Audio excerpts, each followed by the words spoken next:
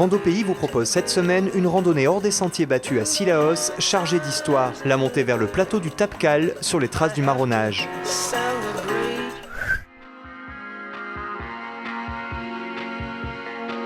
Rendez-vous au fond du cirque de Cilaos, à Illet-à-Cordes. Après cette ligne droite, tournez à droite et vous pourrez vous garer au bout d'une petite descente.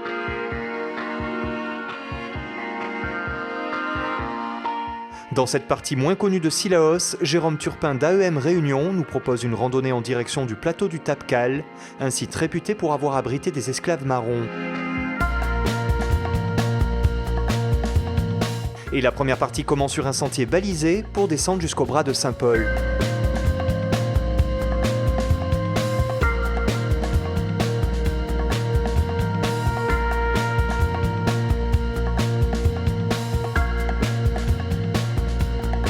Dans ces écarts d'Illet-à-Cordes, inaccessibles par la route, il reste encore quelques cases habitées. Ce sont les îlettes du Bras de Saint-Paul et de Grand Coude. On a l'îlet de Bras de Saint-Paul. Beaucoup plus haut, on aura l'îlet de Grand Coude que nous, on va traverser tout à l'heure. Si on repart un peu à ma droite, on a tout le plateau d'Illet-à-Cordes. Et puis un îlet abandonné qu'on appelle toujours l'îlet de Songe. Pour prendre la décision de rester ici, c'est l'eau. Faut savoir qu'on a le captage du bras de la Via là juste en haut. Donc l'eau est à proximité.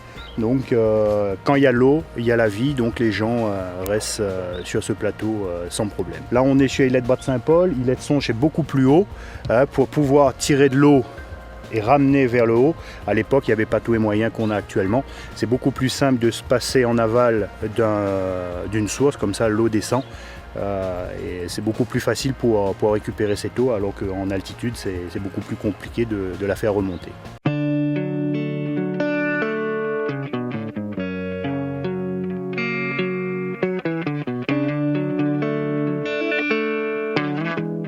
À la sortie de l'Illette, le sentier s'engage dans la ravine du Bras Crochet, un chemin que l'on devine peu emprunté et qui longe la conduite d'eau du captage du Bras de la Vierge.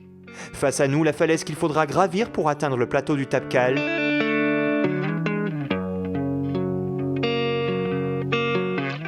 Et comme un rite de passage, une épreuve nous attend d'abord, la traversée vertigineuse du Bras Crochet sur une passerelle aménagée au-dessus de la conduite d'eau. Quelques câbles, une ligne de vie et une plateforme de seulement 50 cm de large. Mieux vaut ne pas avoir le vertige. Le long de la conduite d'eau, la montée est raide. Et puis soudainement, il faut bifurquer sur la droite, s'engager en pleine forêt, sur une trace à peine visible. En hors-sentier, la progression devient une aventure, inconcevable sans un guide capable de retrouver et suivre la trace.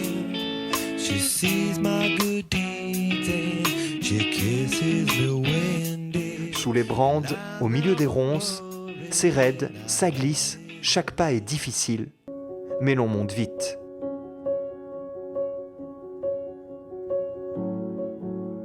Lorsque l'on retrouve les eucalyptus, c'est le signe que nous avons enfin atteint le bord du plateau et notre but.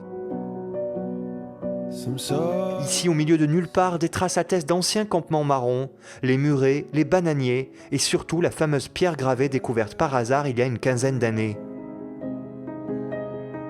2 cercles y sont dessinés ainsi que plusieurs encoches. Et si plusieurs hypothèses circulent à son sujet, l'une dont nous sommes sûrs, c'est que l'une de ces encoches indique parfaitement le nord.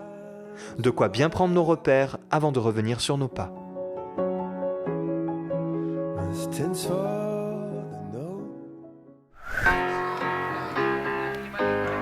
L'intérêt de cette rando, ce que j'aime, c'est qu'arrivé sur ce plateau, on remonte un peu le temps, on remonte un peu le passé pour venir connaître un peu l'histoire de l'esclavage. C'est un site de marronnage, c'est un site où ça a été prouvé que les esclaves ont trouvé refuge ici.